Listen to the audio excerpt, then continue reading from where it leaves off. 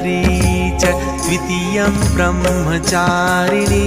तृतीयं चन्द्रघण्टेति कूष्माण्डेति चतुर्थकम् पञ्चमं स्कन्दमातेति षष्ठं कात्यायनीति च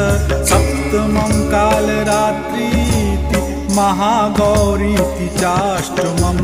नवमं सिद्धिदात्री च नवदुर्गाः प्रकीर्तिता उक्तान्येतानि नामानि ब्रह्मणैव महात्मना अग्निना दह्यमानस्तु शत्रुमध्ये गतो रणे विषमे दुर्गमे चैव